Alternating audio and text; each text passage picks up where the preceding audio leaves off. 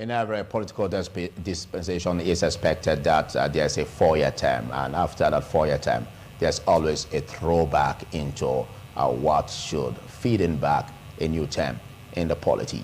And we have this even at the national and of course at the state level, without talking about the local level, which we see as still in the embryo in getting it right in that level. But we're looking at the Edo State governorship race heating up this year, 2024, and of course the political parties are in top gear in terms of the preparations to make sure that they get flag bearers, that will contest, that will slug it out with their counterparts across political parties. And it is expected that we look inwards and see how we can have, a polity that will be free from, violence, that will be free from shenanigans, that we have a level playing field for aspirants, to contest at the level of the primaries. And discussing this with me is a human rights activist in the person of Solomon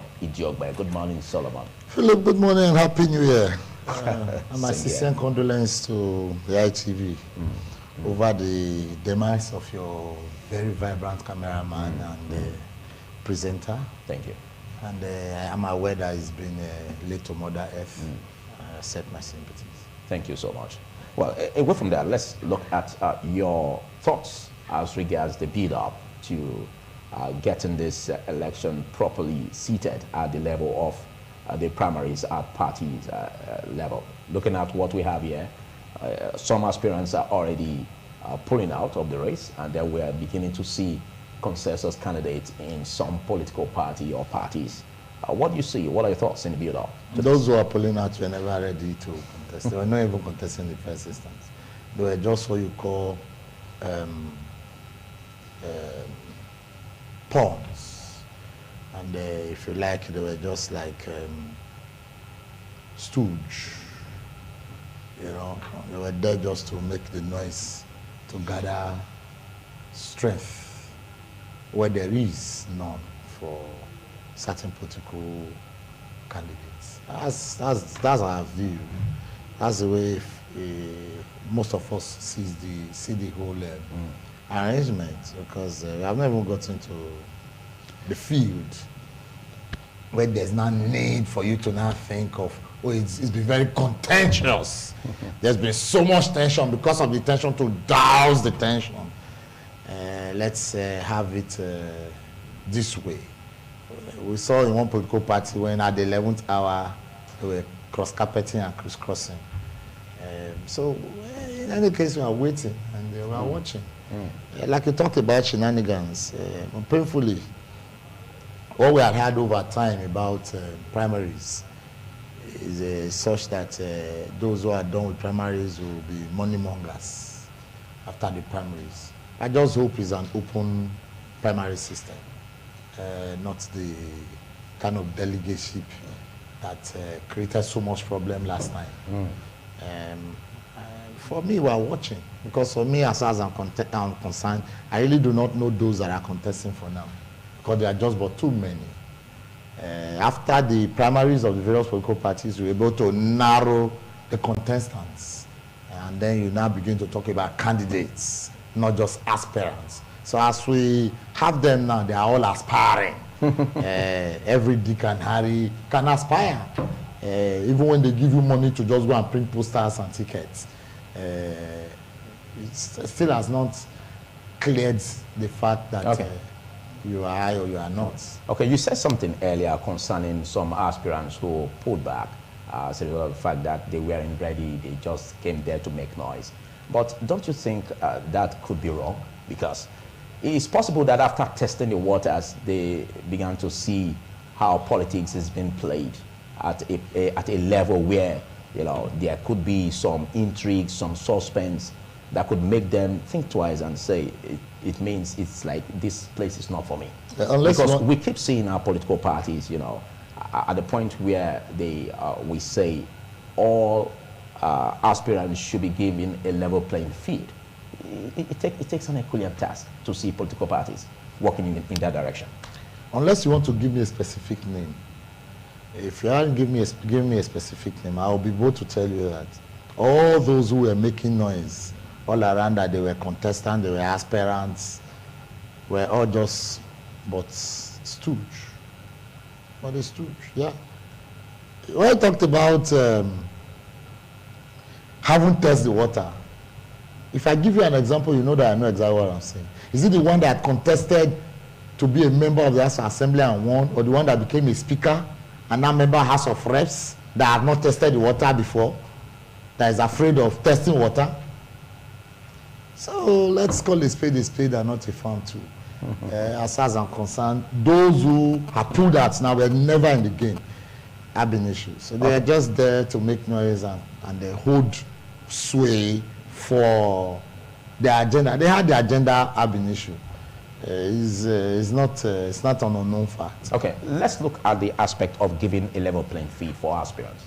Some have said that it becomes difficult in some political parties to get a level playing field for all aspirants. Why? It's been assumed that some seem to have preferred candidates. As it stands from what we are seeing, it appears that all the political parties, okay, let me not just say all, so I don't generalize. Most of the major political parties have preferred candidates already. And that takes us back to the slogan of Kill Godfatherism. It's clear that they were just but noisemakers and full of deceits. Because when some people talked about the former governor, who is now a senator, that brought the slogan Kill Godfatherism, trying to, insist on who becomes or who does not become. He said he was playing the role of a godfather. Is it totally also different from what we are saying now, where a position of a certain candidate is being put forward? It's not different. And the same problem we're also seeing in the political party of the same former godfather, who to me had more sense of openness than those who said they were coming to kill the godfather. So for me, as far as I'm concerned, they are just but usual political lies. For me, I'm not taking anything seriously with these crops of persons contesting. Until they are done with their primaries, we begin to know how to narrow the narrative. For now, I think that they are all just but jostling around and making all kind of man. Because they'll tell you now that they are going to build a skyscraper at Chingo. They'll build 7 bridges across Ipobahi, and they will build 18 flyover across King Square. All those things are normal lies that we hear from politicians. So as far as I'm concerned, there's nothing new. But my only fear is that, like you mentioned, the major political actors are not giving a level playing field to all the aspirants to aspire clearly. In as much as there is a certain candidate that I think does not even have the I'm trying to look for a more humane word to use. Does not have the right requisite? Not about right requisite, because you talk about requisite is relative.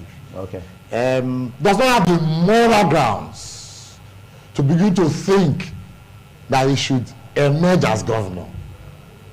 I hear you now talk about how the government today is not doing well. Whereas you have been part and parcel of the not doing well, if at all what you are saying is correct. Of course, there are facts in some of the things you have mentioned. But to me, you have been a part of those who have been in the kitchen. So is it now that you begin to think that you want to speak for Edo people?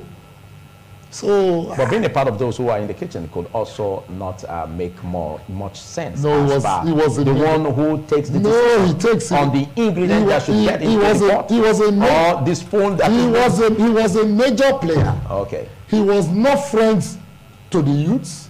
He was neither friends to the market women, nor friends to the student community. So for me, it does not have any moral justification to create condemnation. Let's look at the aspect you spoke about. Or trying to say that people betrayed anybody. For me, that's painful to hear and sad to note. Okay, thank you. Thank you for that. Let's look at the aspect of Godfatherism you pointed out, in terms of having a perceived interest in a particular aspirant to becoming a candidate of a party. And if it happens that the person is the leader of the party, for instance, does that transform or does that culminate into Godfatherism? Because it's just an interest. No, it's not just an interest. If you know the ethics of presiding, the ethics of presiding is that to the extent that you do not decide, you collate the views of others, and then you look at the popular opinion that's usually referred to as a majority view, and then you narrow your thoughts. And when it becomes so unclear, you ask for votes. But when you introduce an opinion and you canvass same opinion, you are oppressing. You are oppressing the views and mindset of others. So for me, when you say you canvass such opinions, let's look at the attribute of lobbying in politics, which is not seen as negative. No, when you talk about lobbying should come from those who are aspiring, not from those who are supposedly the head or leadership of the party. Those who are supposed to be the final arbiter. Those who are supposed to be those to decide. But the way it's just like a father. When you are a father, you open your arms to all your children. Even if you have a favorite one amongst them, it's also expected that you minimize the sin, of that favorite one, or being observed by other children that this one is most favorite. You saw what happened to Joseph, having been noticed by the other children that their father loves Joseph so much. They dropped him in the pit. They even at a point had to lie to the father that he was killed by a wild animal. And at a point they had to sell him to Egypt, as a slave boy. So that is not to say that the candidate being paraded now is going to have the end like that of Joseph. It may just end there in the pit, or then... Let's look at the way politics is played globally at the level of leadership, interest, or party leaders, and of course those who could be seen as stakeholders. Don't you see interest in all of this? Can they stay aloof without showing interest, even in terms of making other members of the party tally along their interest in a particular aspirant? I think it's global. It's not just limited to Africa or Nigerian politics. Let me see the way global politics is played. Global politics is played in a way that the people's interests supersede the interests of any individual person. If I want to put it clearly, and I know where you are going to, and I know what you are saying exactly, we are just using grammar to decorate the words. The truth is this: you cannot come on one hand and say you are against Godfatherism and you want to kill Godfatherism, and that was the base upon which you campaigned, stating that you were being chased out, you were being oppressed, because certain Godfathers sits in the comfort of their house and are deciding, or is deciding the fate of Edo people. The same you a few years later want to do the same thing that you had accused somebody of. That not be the local parlance will say not be juju be that. But don't you think this is too early to say that, or to parade such assumptions? It is not an assumption. We are yet to get flag bearers on the platform. It is not an assumption. Okay. It is as clear as the biblical mene of a say. It is visible to the blind and audible to the deaf. Okay, let's see your permutations. That an investment banker is bringing an investment lawyer. Let's see your permutations.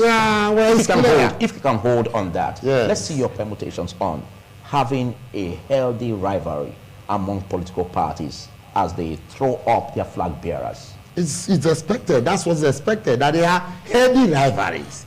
They have candidates that can storm or withstand the weather. Candidates that are known, not unknown.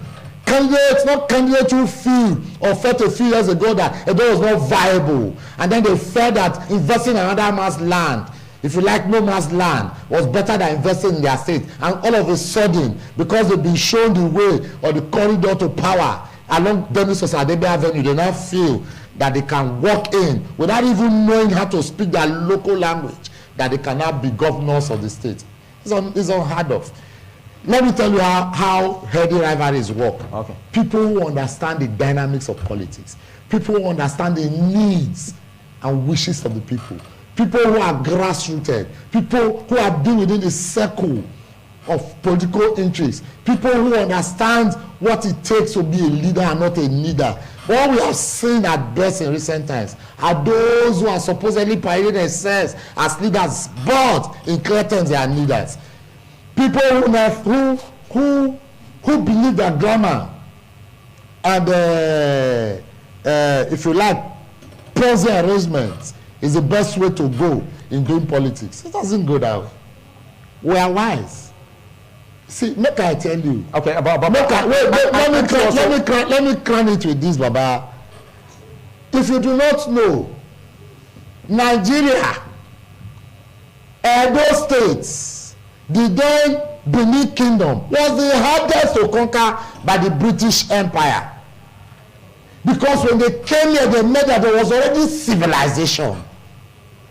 They made that Edo was not just a black people, but they were a race that understood what politics, leadership, marketing, and business was all about. The Benin Kingdom was the only kingdom within the whole Africa, I'm not saying West Africa as it were, that had street lights, that had road planning, if you like you call it town planning, that knew what kingship was all about and leadership was all about, that knew how to do foreign trades. So, Baba, it is not new. You can't tell us what we know. That's what Fela will refer to as, okay, because of broadcast code, I might not want to use the raw words of Fela, but what he refers to as you who do not know, who do not own a thing, trying to give it to the owner of a thing. Okay. Well, just as I can read your thoughts, as we have a build-up to the gubernatorial race in Edo State, let's get to see what your thoughts are like also, because some have said that the he who the cap fits could be hinged on the zoning factor. Do you concur? Yeah, I think what senatorial district? Yes, I know where you are going, and sometimes I get angry when I hear people talking about credibility factor and non-credibility factor of certain senatorial district. To me, it's insulting to say that there are no credible candidates from the central. In as much as I know that politics is about lobbying, trying to woo others to support you, and trying to get people to buy into your idea, is not enough to say that there are no reasonable or credible candidates from Edo Central. I totally disagree, and to me it's insulting. However, I think that credibility is important, but I also think and know that doing it all together is much more important. Look at in the last 60 years, after the creation of the then Midwest State, we only had the opportunity of having late Ambrose Olosho Ali as governor from the central extraction of Edo State. Yep. And in the last 32 years, we had only had 18 months of reign, less than half a term of a governor, of Professor Osama Osumbo. And that does not, create equity and fair play for the people of Edo State. It is clear, yes, at a point the Esako had suffered the same fate. But it is clear that in the last dispensation, we had the likes of Comrade Adams Ali Oshomole coming from Edo North, the likes of Godwin Obaseki coming from Edo South, one would expect for equity's sake and fairness that the next governorship ticket, for equity and fairness, for togetherness, just reason the last 60 years plus and the last 32 years, that it's fair to allow contestations, because I know that while we're doing the 2016 elections, the song then was that it should be given to Edo South, owing to the fact that the deputy governor then was from Edo South and that they needed it to go round. Now it has gone more than halfway round. Some political actors, for sake of selfish interests, are now thinking of canvassing a different game. That in politics there's no fairness. In politics there's no fairness, but when you were campaigning, you were asking for fairness. There's no mercy. So okay, you know what we're talking about. So I know what you're saying. And what I'm saying in clear terms, yes, is that the people from Eastern extraction, if you like the Edo Central, be given a fair opportunity, I don't know a level playground to participate fairly and freely in these elections. I think rather being castigated and given all manner of bad names. I think democracy is all about the numbers. You know, you can't take away numbers from democracy because it counts. And a situation where, you know, you're saying, we're talking about the reason why, you know, all aspirants should be given a level playing ground, you know, to contest. And again, you're talking about the need to have a particular senatorial district to produce the candidate or to produce the governor. Now, aren't you, in your words, going against having a level playing field across board for all aspirants? I didn't say... Because some aspirants may not be from the senatorial district. That's the point. That you are even seem to be combating. That's the point. That the Edo North haven't had their turn and share. And Edo South haven't had their turn and share. For instance... So aspirants from those districts should stay back? Should allow... Let me give you... Is that a level playing field for all aspirants? If you ask... It is. It is, because if you do not think it is, but I'll tell you it is. How? Edo North had their fair share as governor and deputy. Edo South has had their fair share as governor and deputy. Where is that of Edo Central? Have they had their fair share as governor or as deputy? No. But you see that working out for all political parties? It is. No, for me, the interest and the castigation against the Eastern extraction is just about too much. And that's, to me, not a fair thing to do. And I hope you're not bringing sentiments into this. It's not about sentiments. It's fair play. I talked about fair play. Okay. As much as you are talking about numbers, you will recall, too, that the creation of 5 local governments in Edo Central is not the making of the Eastern people. They've never been presidents. And in the last 32 years, they've never been governors, as it were. Like I said, so are you saying that could be a setback for... And that's what they are counting on. Like I said, they don't know that had their fair share as governor and deputy. Edo South has had their fair share as governor and deputy. What about the Edo Central? Have they ever had their share now as governor or as deputy? It's not they. So also give them their fair share. I'm talking about fairness. Okay, but don't you think that has to do with a constitutional provision? Was there a constitutional provision? Basically, was there a constitutional provision? Was there a constitutional provision when you were canvassing for Edo North and Edo South candidacy for both governorship and deputy? Was there constitutional provision? What's it good for the goose, good for the gender now? Not be like so that they do. When you share, you share on your. So, and that's where I tend to agree with some persons who today are canvassing, though for me, or ripe mango, but of course, candidacy from the central. The only thing I think is not very right about the candidacy is pegging at a certain individual and using that as a yardstick. Okay. In the course of contesting or aspiring to become the governor, we seem to have a scenario where we basically don't get to know about some particular aspirants, you know, or about their background, about their what they bring, the imperativeness of their curriculum vitae, until when elections are close, and then we begin to see them spring up. Now, what do you see as a right assessment of aspirants? Do you see a right assessment of aspirants based on what they are able to bring on board in terms of their CV, curriculum vitae, or what they are able to bring on board in terms of the knowledge the people have about them, because they always show up whenever there's issues? Knowledge of the people about you is very important. As it stands these days, you know, say Oluwole certificate come too many. So when you're talking about CV, may necessarily not count because of the Oluwole certificate. For me, I think what's most important is traceable track record of achievements. Traceable track records of achievements is key.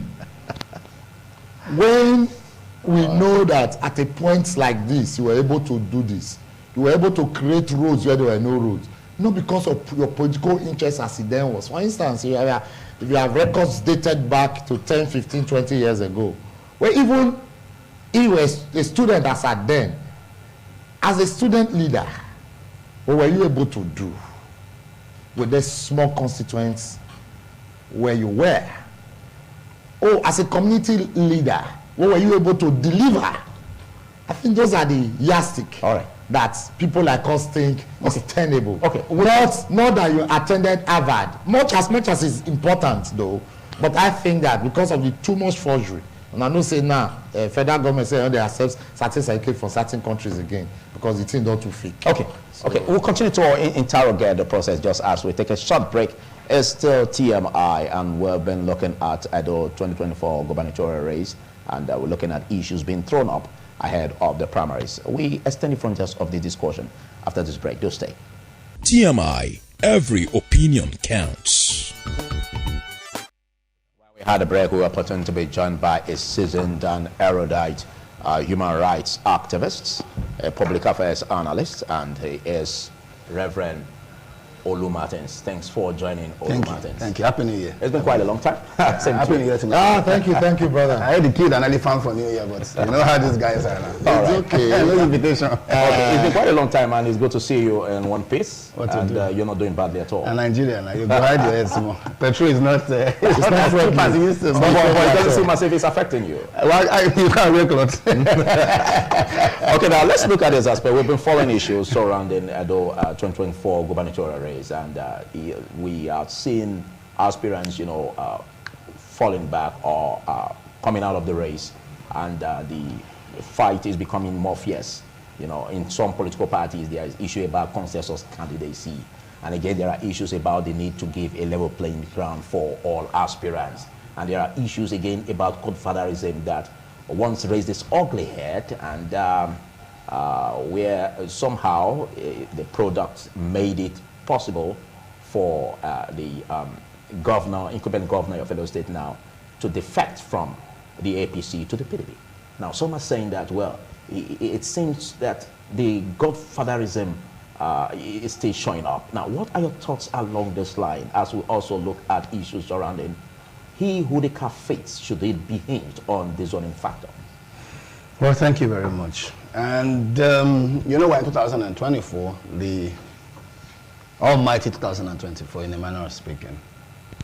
And to be honest with you, personally, I'm worried because of politics in Nigeria. Politics is bigger than the economy.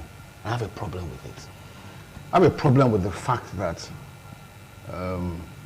the gestation period of business appears to be much longer than the gestation period of politics. Politics is it's only in Nigeria that in 6 months you can be a pauper, you are a House of Assembly or a chairman, and then in less than 6 months you have sprawling mansions, everywhere. Because we have careerists, we have people who are careerist politicians. I'm interested in people who have a second address. For me, that's very, very critical. All right, some of us are here today because we have something else that we're doing. We have not always, quote and unquote, because politics will come and go.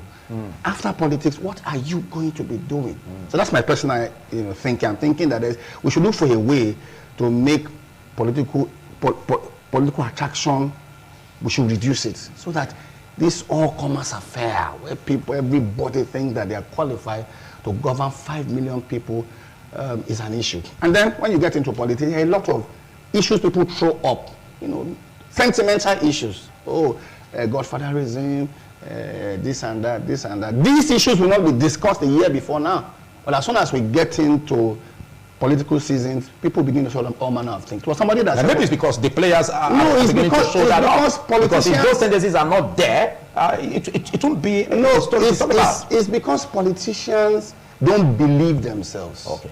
So they are surprised that the electorate believe them. What we call propaganda is a lie. People just come, and then after the whole thing, say, we're brothers. That was propaganda. That was why Olowo said, if it's morally wrong, it is politically wrong. But here we think that morality and politics are divergent. They should go opposite way, because politics is leadership. You are presiding over the distribution or redistribution of common patrimony. How the life of my 2 little children, you're going to be determining it in the next 4 years, in the next 8 years, as the case may be. I want to be able to look at the kind of person that you are. I want to be able to look at what you did before you got into the political space, because I don't like people who live on rent. I have a problem with it. What I mean by rent is that I don't like people who you cannot trace their source of income before they got into politics. I have a problem with it. Okay. I have a problem with the fact that I want to be able to know, how did you become a millionaire? How did you become a billionaire? Let me narrow down. If you become a billionaire while you were in politics, then you have been sitting rent from Nigeria State. Why what you're saying is imperative. Let's look at the aspect where people are beginning to feel that, the governor of the state, Gordon Obaseki, for instance, had this challenge. He was a victim of Godfatherism in the Progressive Congress that made him to defect to the PDP, and also promised that he wouldn't be a godfather. Now, how do you relate the relationship he has with the deputy, most especially when the deputy has a lot to say as regards the governor not living up to expectation in the Godfatherism angle or issues being thrown up in that regard? We have always canvassed that there should be a level playing field for all aspirants, but there seems to be a divergent view by some. What do you think? I passed us now, so Philip is our guy, and indeed he's my guy. Because we've come a long way, and I'm sure you know that as well. Oh, yes, of course. But you see, I remember the story of Ali Baba and the 40 thieves. Let us imagine, do not consider. You know that story? 40 thieves were still inside cave, and then they would get there, open the cave and say, "Oh, open sesame," the cave will open. Ali Baba was watching them. Then when the thieves left, he went to the cave and said, "Open sesame," and entered the cave, and the cave closed. He stole all he could steal. You come back now, cage open now. He forgot the combination that it was open sesame. Open here, open, the thing didn't open again. Then the 40 thieves came and met Ali Baba there, and they did the things they could do to him. Wow. Yes, the question you now be asking yourself after 7 years.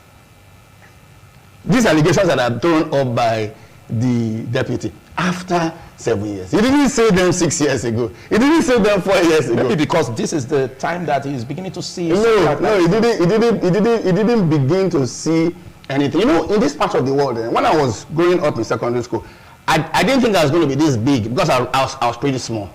But I've always had a sharp mouth. Those kind of debates in boarding house, when you don't win the debate, and then the person that you're winning the debate over is bigger than you.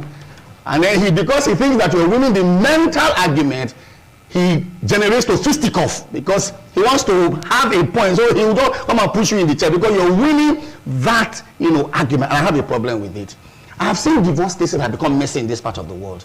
If I've been married for 10 years and so I'm working, like Amy Blyton says, we can part ways and live happily ever after for the sake of the children. So sometimes when something is not working for us, we just decide that we'll scatter everything, we'll just scatter it. If I can't have it, nobody should have it. And that's not how it is. If my brother cannot win a race, I should be able to support him to win the race. If myself and Solomon are running and he has an injury, I've seen that several, times. For one of the greatest athletes, his country, they were running in a marathon, and his brother, a Tanzanian, had a muscle pull, and the guy was in his mind, do I continue the race or do I stop and help my brother? He was in front, but he stopped and put his brother's hand on his shoulder and helped the brother finish the race, even though he now came ninth.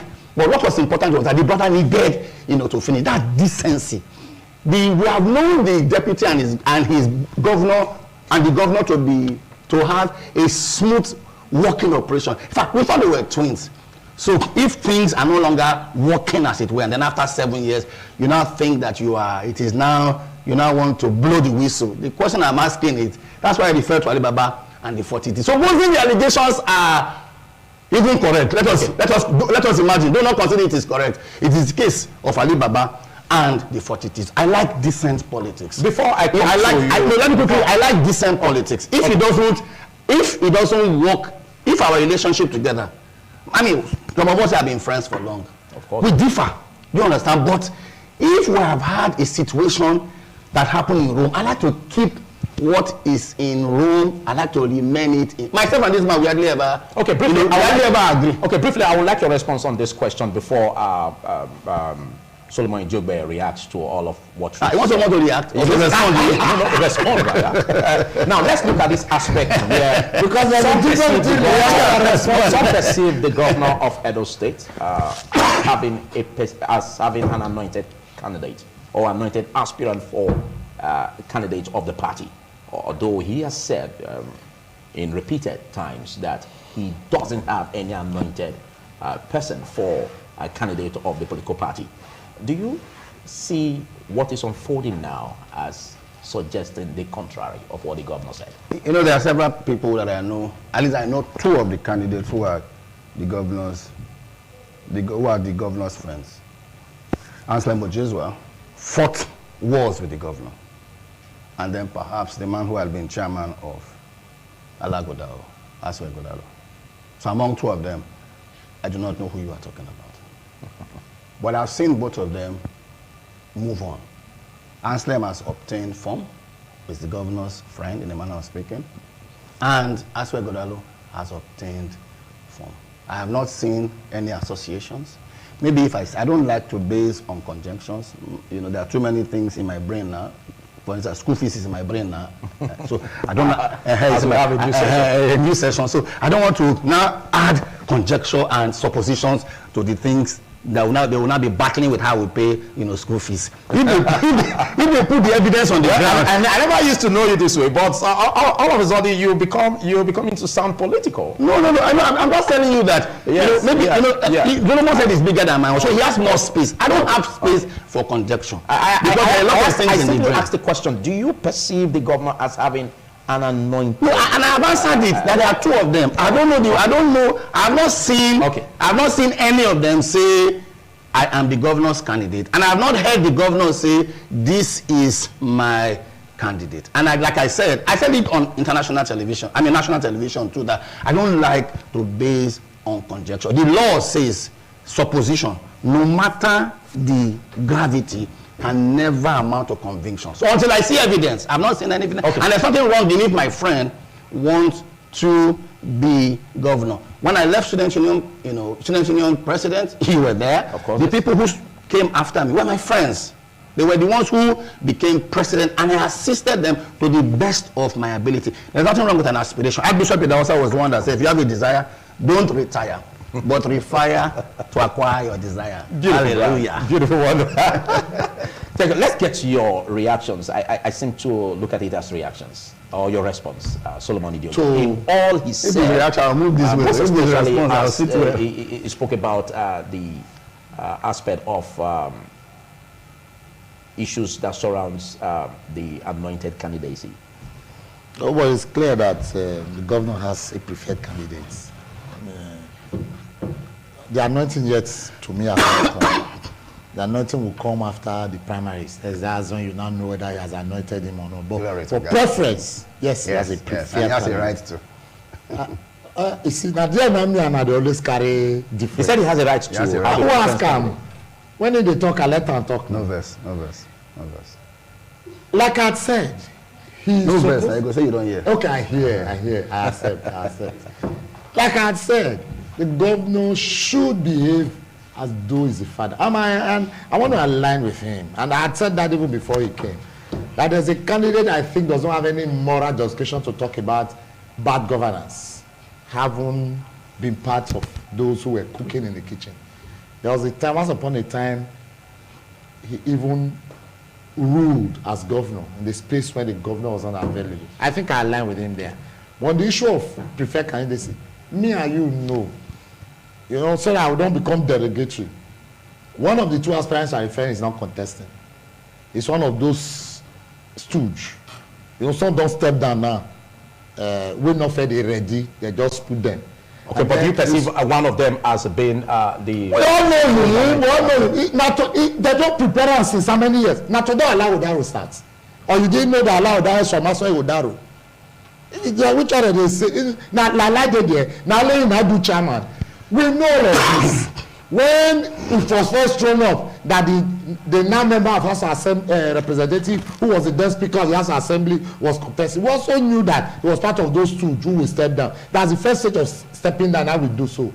The other one will do the second stage of stepping down. All these ones we know. So there's no problem about it anyway. So for me, I think that the issue of Godfatherism, they could not just talk about it because all of them are Godfathers. We saw what was happening in River State. In fact, even the one that happened in Kano, that is still happening, it's all over. It's everywhere. Okay. And you know that when you talk about Godfatherism, even those at the ends of affairs at the federal level cannot even condemn Godfatherism because we know how long they've held their states. Since they left as governor, how they've had successive persons come. I don't want to say governor, as coming in as governor and going. Even the one that did not allow to finish to do second term. We all know that. So issue of Godfatherism, none of them can point accusing finger, but there is pure Godfatherism. Okay, as we wrap up, let's get your perception about what your feelings are like or what your thoughts are like as per what should be right in terms of picking a right choice between one who is seen as always being around to service situations for the people and a new entrant that just shows from the blues with credentials. All right, thank you very much. Even though I do not want to zero into one because Jesus Christ said the field is wide. Say pray ye laborer. I see several people there. And the tree can fall whichever way. Let me also quickly say that in fairness, there's nothing really wrong with Godfatherism. In fairness, it is how you deploy it. Okay. Growing up as a Catholic, I had a godfather. In ministry now, I have a godfather. I have mentors, and there's nothing wrong with it. What Mike Murdoch that says that your mentor, your godfather, reduces your effort by 50%, but increases your productivity by 500%. Wow! So there's really nothing wrong with it. It is when Godfatherism comes to teleguiding, and you don't allow the person to use his brains and express himself the way. That's when Godfatherism is. So there's really nothing wrong with Godfather. If you check it out in the dictionary, there's really nothing wrong with it. However, is that I've told people that there's a pre-Peter Obi era and a post-Peter Obi era. The reason is because when Peter Obi came on air, he redefined politics. In fact, we saw people at the airport, not governors who used to have several people behind them, PA for phone, PA for this line, PA for this line, PA. We have several of them. But when Peter began to carry his briefcase, people now began to do so. So he has told us that there must be 3 C's: character, competency, capacity. Maybe I should add compassion and perhaps connectivity to it. But those 3, you can't take them away. You must have competency. You must have character. I don't care, in a manner of speaking, where you're from. I want to be able to know the things that you do. Okay, but how can the people believe in someone who they've not seen done anything, in the past for the betterment of the Edolites, for instance, to prefer such a person over one who they know has always come to the rescue? Okay, let me ask you a simple question. 80%, and I can give you statistics, 80% of the businesses in Benin City, especially GRA, are from our brothers and sisters in diaspora. And some of them have not been here in 10 years. But they have businesses here that employ people. I remember it was, what was his name again? It was Malcolm X that says every white man is a snake. And if I come into my house and see that a snake has bitten my daughter, I'll take a stick and go and look for the snake. If I see a snake, I will open his mouth to find out whether the flesh of my daughter is in his mouth. I'll kill that snake. I don't think that if I want to help people, I should ask whether you are an Edo man. That would be misanthropism. That would be ethnic misanthropism. I should be able to help you on the face value of who you are. I live in Lagos, I lived in Lagos. For your opportunity of university, I probably won't know what is happening here.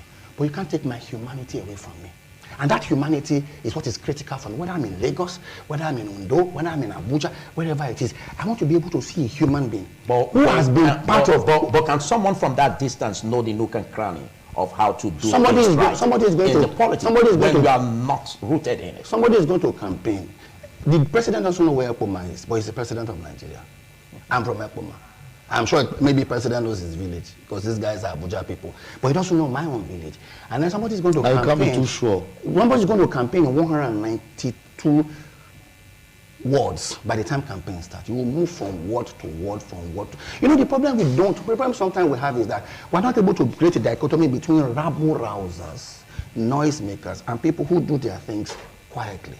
Ask yourself, let's take Dangote. Have you ever heard Dangote celebrate his birthday? Have you ever heard about it? Because some of these guys just don't like the noise of wanting to put the things that they have done, in public. That's why I said individuals will emerge from PDP, from Labour Party, from APC. Maybe at that time, because of the options that are available to us, we'll be able to assess them on the merit of their individualism. I don't want to assume that one person has gotten ticket. Until he gets the ticket, then we can zero in on him and what he has done and what he can do. Let's quickly take your closing remarks as we look at a better and a healthy rivalry ahead the 2024 gubernatorial race in Edo State. Healthy rivalry is just a comment, but we look forward to seeing them rival.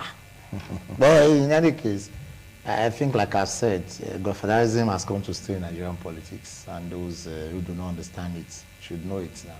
He said there's nothing wrong. He's my godfather. How you breakfast this morning? How you deploy? What do you mean? That doesn't make it right. Okay. That he said in its entirety. There's nothing wrong with positive godfatherism. You see, no, you are using adding a clause positive. Now the word may say mentorship. It's like when we say federalism. We are talking of Godfatherism in politics. We know exactly what we are saying. No, it is Nigerian definition. We have definitions in Nigeria. Are you saying that it's Nigerian definition? No, he's coloring it. No.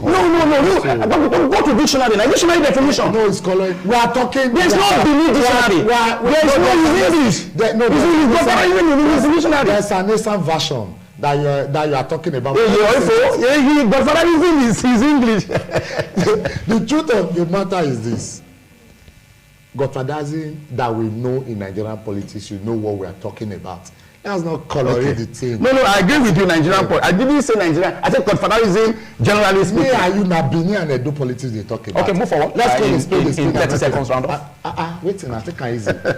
See, let's call a spade and not a farm tool. The truth of the matter is that we expect healthy rivalry, and like I said, I expect fairness. That the constituents have not been given a fair opportunity to produce governor and deputy. Like North and South had a fair share of deputy and governor. South had a fair share of deputy and governor. What is only proper after 60 years, or if you like 32 years of Edo State, should have the fair play of at least allowing them a sense of belonging. Yes, obviously, I didn't want to ask Martin's this question because I will expect. I know what I expect. It's a fair play. It's a fair play. Rather come to the air and begin to castigate them that they don't have. When I didn't come to when you think I was not going to call you were afraid of balance. No. Now the balance. There should be balance. Let's look at a level playing field. You are leveling it. That's what I'm saying. A level playing field for all aspirants, and at the point where you are to be from a particular senatorial district, do you call that a level playing field? When the president said Emilio Khan, it's a turn. What was he saying? He was talking about the same balance. Do you know that the then Adamu Aliero does that carry an import of the constitution? The import of the constitution. When it was the turn of Edo South and Central, was there constitution? No, I thought you made your closing remarks. Constitution. There's constitution is both written and unwritten. Yes. Norms and values is what forms constitution. Is after a while when I say that's why, for instance, is that no matter. And the ones that are not written are called precedents. Yes, no matter. You seem to agree on this term. No, yes. No matter how much. Take for instance, no matter how much they say don't spray. Yeah. It doesn't matter the law because it's part of our culture. Okay. If they establish the law today, the man who establishes the law today will spray tomorrow because it's part of our culture. And it's part of our culture to have a sense of belonging. Thank you so much. Well, on a tripod. Thank you. Thank you. And it's time to Thank you. Until there's a tripod, so let the top level have a fair share. I think it's quite awesome, fantastic to have both of you on the same even stage. though we're no emotional outburst. No, we're not on the same page, we're on the same stage. All right, big thanks to Lomoni Jogbe and thanks to you, Thank Martins, for taking our time to be part of this. This is why we call it a wrap. It's always exciting when you have the right people, you know, as panelists, you know, discussing issues as this, and we only hope that we'll get it right as a people, we'll get it right as politicians, we'll get it right as political parties to make sure that we throw up right persons, you know, that will end up being picked as the governor that will occupy Osadebe Avenue, and of course that will ameliorate the plight of the Adolites. This will call it a wrap on this. Shortly coming, we have the next segment, TMI Socials with Ano. Enjoy it.